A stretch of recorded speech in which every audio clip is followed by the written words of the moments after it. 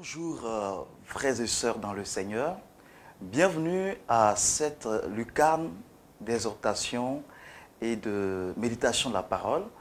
Je suis le frère Jean-Yves Emmanuel Komout. Nous allons parler de conversion ce matin, nous allons parler de Saint Paul. Et donc prenons nos Bibles dans Actes des Apôtres chapitre 9, du verset 1 au verset 9. Je lis la parole de Dieu.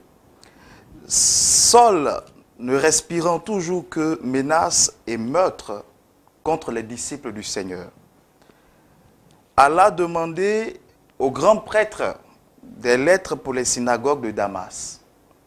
S'il trouvait là des adeptes de la voie, hommes ou femmes, il les amènerait enchaînés à Jérusalem.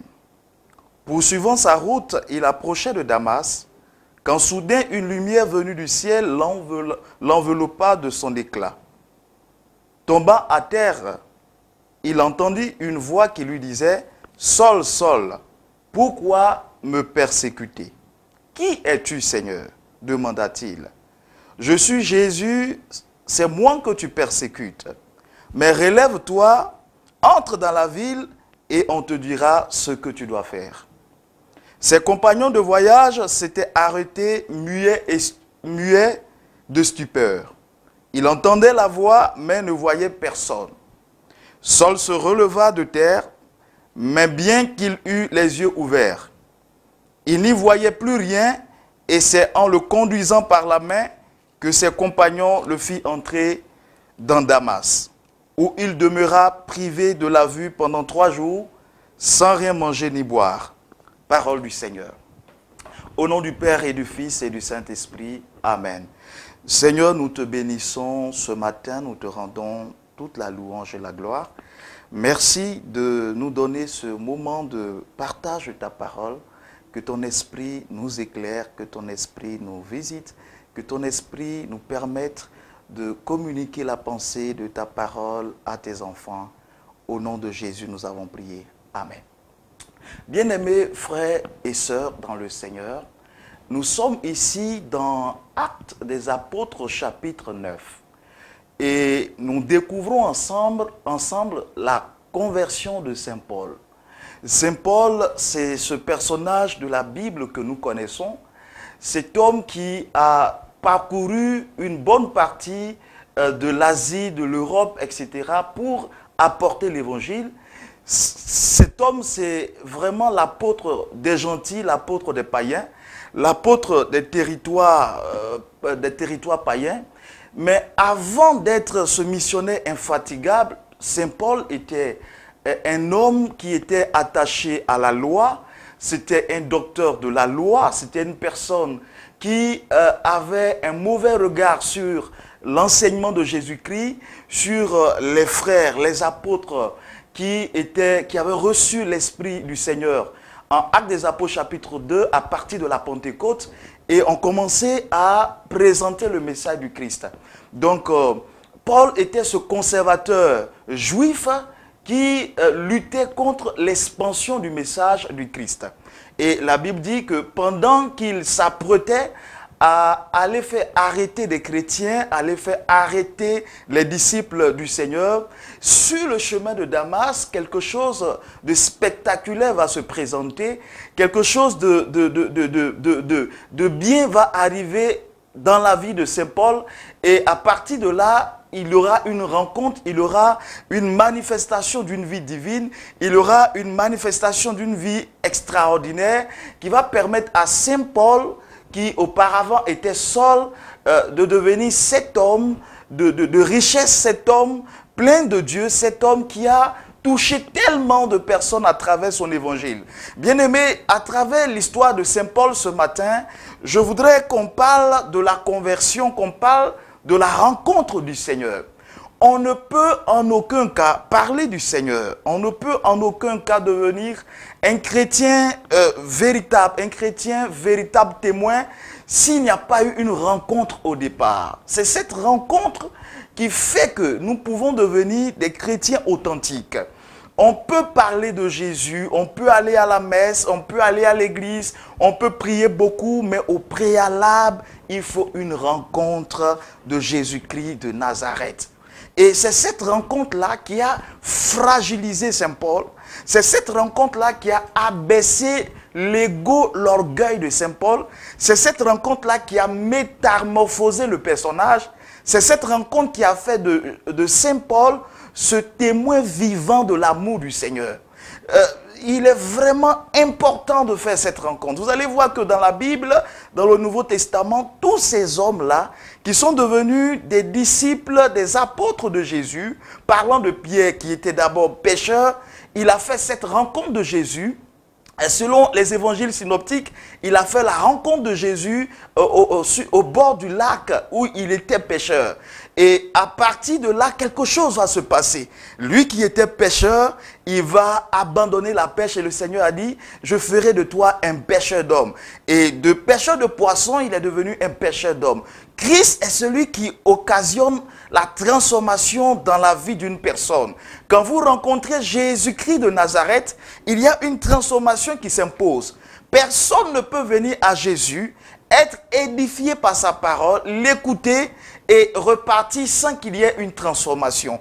Quand vous arrivez à Jésus, il y a forcément une transformation qui fait de votre vie une vie de lumière, une vie de témoignage, une vie extraordinaire de bénédiction. Mais le premier point que je voudrais aborder, c'est la lumière qui a frappé Saint Paul pendant qu'il était sur son cheval. La Bible dit que pendant qu'il était sur le chemin de Damas et qu'il partait donc pour arrêter les frères, pour arrêter les chrétiens, il va voir une lumière. Et de cette lumière, une parole, le Seigneur va lui adresser une parole, dit, Saul, Saul, pourquoi me persécutes-tu? Parlons d'abord de la lumière.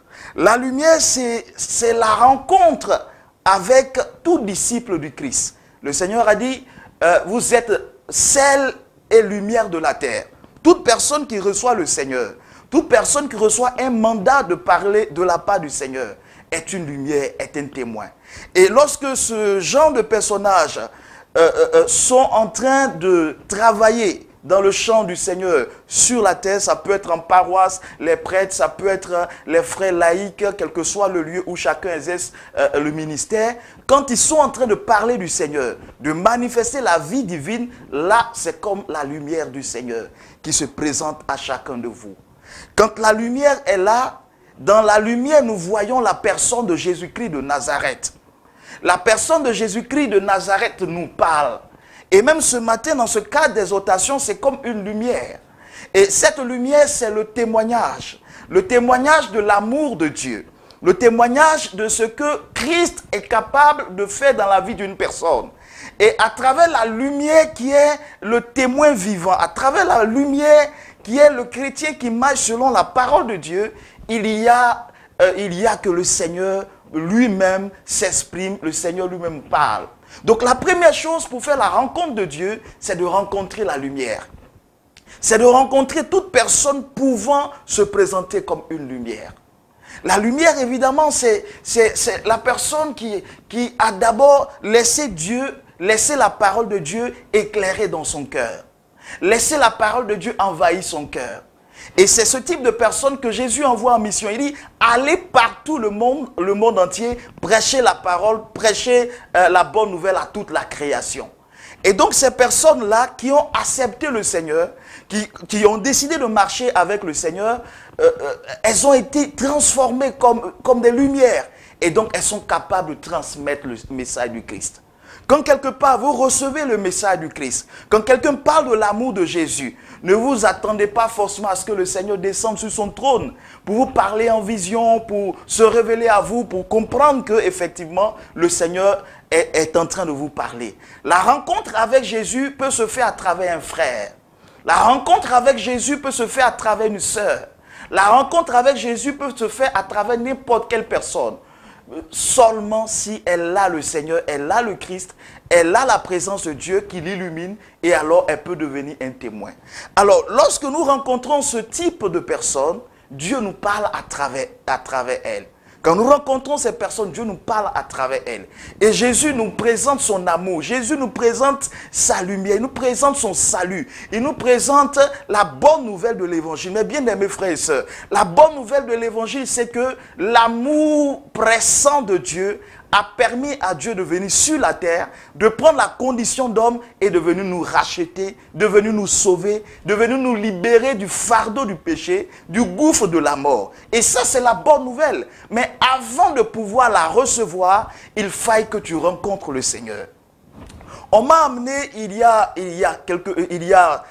des mois comme des années en arrière, des personnes qui étaient esclaves de vices, qui avaient quelques vices, ça peut être la drogue, la cigarette, etc. Mais généralement, ces personnes ne sont pas transformées parce que on a fait des prières systématiques qui les ont amenées à la transformation. Mais c'est d'abord parce que ces personnes ont accepté le Seigneur. C'est parce que ces personnes ont rencontré le Seigneur. Quand vous rencontrez Jésus-Christ de Nazareth, les choses changent. C'est pourquoi Paul pouvait dire en 2 Corinthiens, chapitre 5, verset 17. Il dit, si quelqu'un est uni à Christ, il est une nouvelle personne. Les choses anciennes sont passées et toutes choses sont devenues nouvelles. La rencontre de Jésus nous transfigure. La rencontre de Jésus nous restaure. La rencontre de Jésus nous modèle et fait de nous de nouvelles créatures. Et alors, quand on est une nouvelle créature, on commence à manifester l'amour de Dieu. Donc, ces personnes généralement qui viennent, qui sont esclaves de vice, mais c'est la prédication de la parole, l'exhortation sur ce que Jésus est une bénédiction, Jésus est cette merveille que le monde attend. Quand elles reçoivent la bonne nouvelle, alors la lumière s'installe dans leur cœur. Alors le début du changement a commencé. Vous pouvez avoir un problème de masturbation, vous pouvez avoir un problème d'alcool, de prostitution, un problème avec la drogue ou toute forme de vice. Et la solution commencera lorsque vous rencontrez Jésus-Christ de Nazareth. Moi, je fais l'expérience. Je fais l'expérience de Jésus-Christ de Nazareth. Il a changé ma vie. De drogué que j'étais hier, de fumeur que j'étais hier, d'homme à femme que j'étais hier. Il a bouleversé ma vie et il a fait de ma vie un tremplin de sa parole pour communiquer sa parole, comme ce matin, à quelqu'un qui me suit. C'est pour te dire que la rencontre avec Jésus est indubitable dans notre marche. On peut beau prier, on peut avoir beaucoup d'heures de prière, on peut avoir beaucoup de temps dans la présence de Dieu, on peut faire beaucoup d'offrandes. Mais si on n'a pas rencontré Jésus, tout ce qu'on fait à côté, c'est comme du folklore. La présence de Jésus est cette présence qui peut modifier la vie de n'importe quel homme. Regardez, quand cette femme qui était samaritaine, comme même d'ailleurs l'autre femme aussi qui était pécheresse, la femme adultère, quand ces femmes ont rencontré le Seigneur, il y avait le regard des hommes sur elles, le regard de la société sur elles, le regard de la loi par exemple sur cette femme adultère. La loi devait permettre à ce qu'on la lapide. Mais lorsque dans cette situation de procès, elle rencontre la personne de Jésus-Christ de Nazareth, Jésus ne la calomnie pas. Jésus ne la condamne pas. Jésus ne fait pas son procès, mais d'ailleurs, Jésus vient la restaurer avec une parole.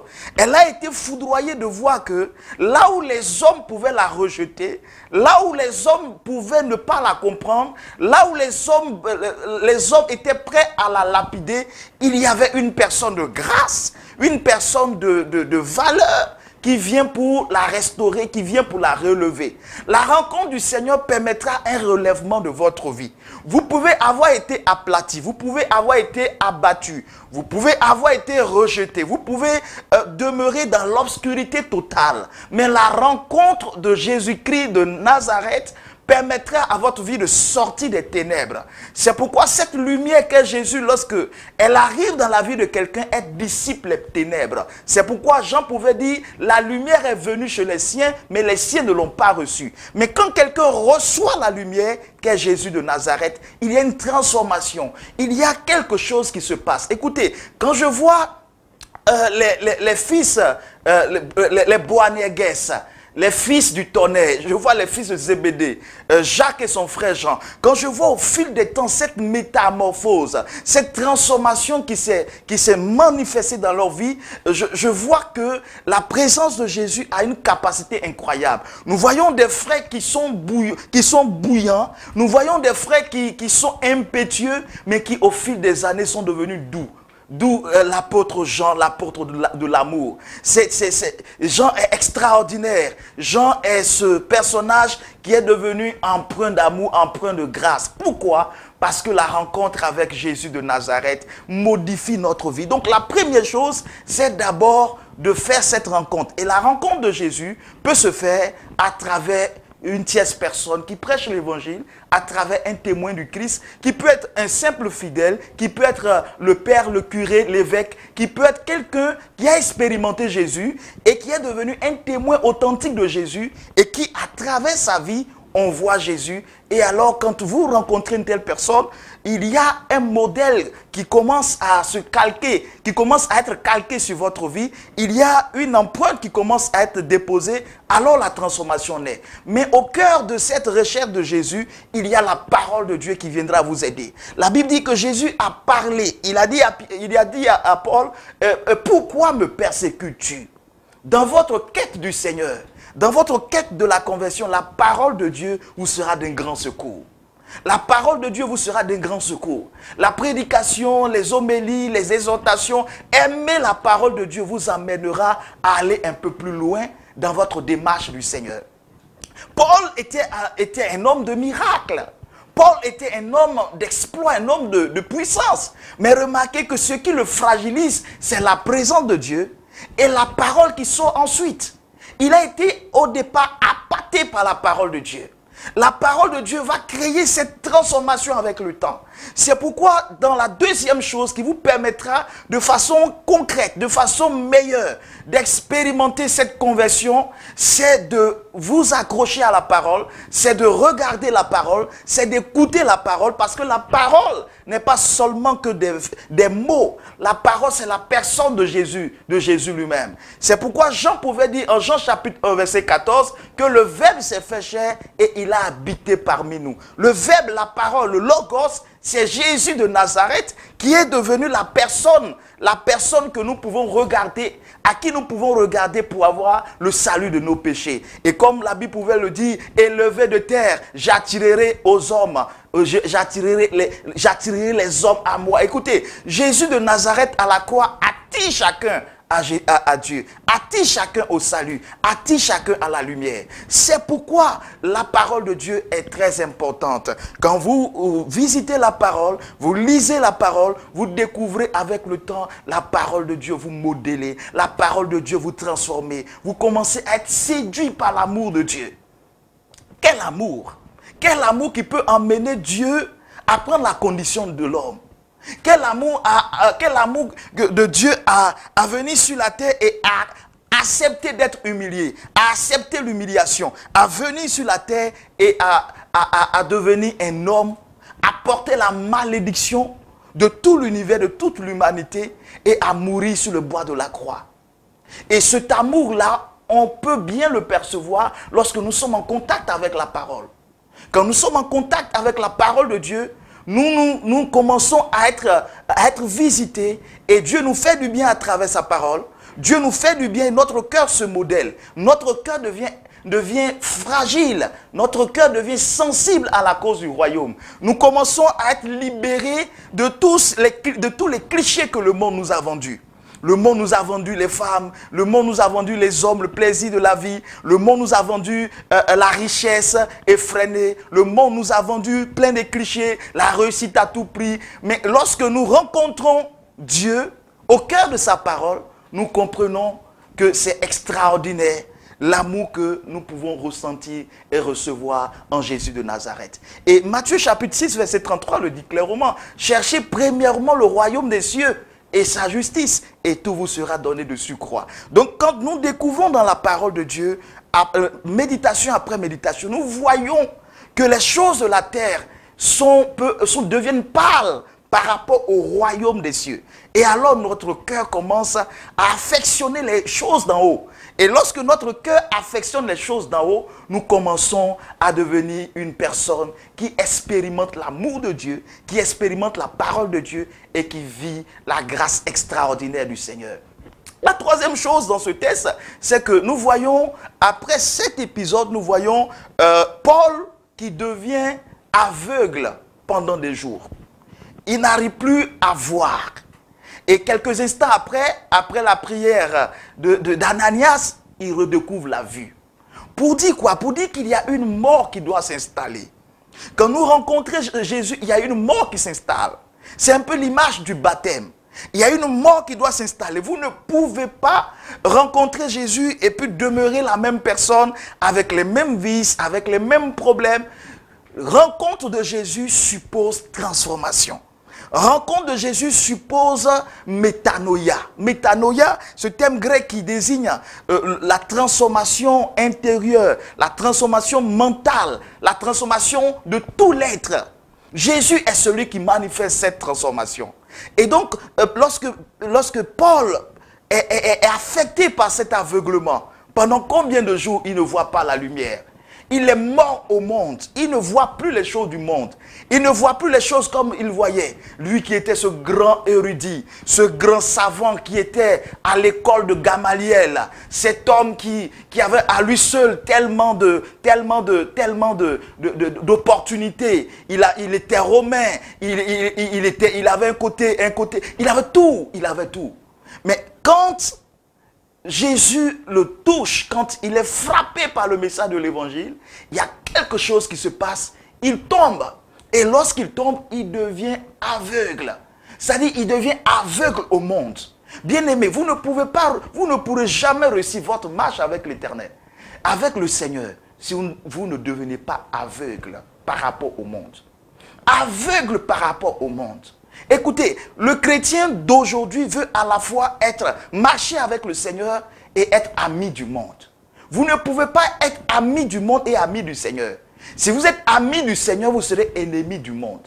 Ou bien le sens contraire, si vous êtes ennemi du monde, sinon si vous êtes ennemi du Seigneur, vous serez ami du monde. Les deux choses ne vont pas ensemble. Écoutez, Paul a été carrément phagocyté. Paul a été carrément frappé en lui-même. Et il ne pouvait plus apprécier et voir les choses du monde. Il était devenu une nouvelle personne. Regardez quelqu'un qui partait arrêter des gens qui prêchaient l'évangile, devenir lui-même un annonciateur farouche de la parole de Dieu. Un évangéliste terrible avec des miracles, avec des signes qui a gagné tellement d'hommes. Quand nous voyons les lettres pauliniennes, les lettres de Paul, nous voyons comment cet homme qui n'a pas rencontré Jésus de l'histoire, mais Jésus ressuscité, comment il arrive à devenir ce personnage extraordinaire. Oh, c'est magnifique. C'est pourquoi il vous faut faire la rencontre de Jésus. Bien-aimé, la rencontre de Jésus va vous permettre de comprendre que tout ce que vous vivez, tout ce que vous avez, tout cela n'est pas important. Le plus important, c'est le Seigneur. C'est pourquoi Pierre pouvait dire en Actes des Apôtres, je crois, à partir du chapitre 3, il dit, je n'ai ni or ni argent, mais ce que j'ai, je te le donne. Au nom de Jésus-Christ Nazareth, lève-toi et marche. Paul parlait à qui? Paul parlait à cet homme qui attendait de l'argent, qui était boiteux de naissance. Cet homme qui était assis à la belle porte du temple, à la belle porte du temple, qui attendait de l'argent. Et Pierre pouvait lui dire, je n'ai pas d'argent à te donner, je n'ai pas de l'or à te donner. Mais il voulait dire que j'ai quelque chose qui est plus excellent, une chose plus excellente que l'or, une chose plus merveilleuse que l'or, une chose au-dessus de l'or, c'est le nom de Jésus, c'est la personne de Jésus. Écoutez, je suis toujours fasciné par l'histoire de ce prêtre centenaire italien, Don Probo, il est du diocèse de Rimini, je crois. Et ce prêtre qui d'abord était marié et d'abord il était soldat, après géomètre et tout ça, il était marié, il perd sa femme en 1970, il devient veuf. Or il a eu 7 enfants. Après son veuvage, le monsieur commence à marcher dans l'église puisqu'il avait une foi grande dans le Seigneur. À marcher dans l'église, il devient diacre permanent et après il décide de devenir prêtre. Et il est accepté, il devient prêtre. Et plus tard, c'est 4 de ses enfants qui deviennent eux aussi prêtres. Et dernièrement, en mai, il célèbre son 100e anniversaire où il co-célèbre la messe avec ses 4 fils qui sont prêtres. Waouh, quelle histoire merveilleuse. Et cet homme ne pouvait pas devenir ce qu'il est devenu s'il n'avait pas cet amour pour le Seigneur. L'amour pressant du Seigneur. La rencontre de Jésus a modélé sa vie, a modifié sa vie. Regardez, Saint François d'Assise, quand il sort d'une famille aisée, son père est marchand, il a tout. Mais quand il rencontre le Seigneur, mais son cœur est appâté, son cœur s'en rend compte que ce qui est plus important, c'est le Seigneur. Et là, lui qui avait vécu une vie un peu frivole, même si il avait préservé sa chasteté, il aimait les fêtes, il aimait tout ce qui était beau, mais quand il rencontre le Seigneur, sa vie est transformée. Et il se dépouille de tout ce qu'il a et il devient cet homme mendiant, cet homme qui donne aux pauvres et qui prêche la parole aux pauvres. Je voudrais que nous devenions tous des enfants du Seigneur qui rencontrent le Seigneur et qui deviennent des bénis de notre Père.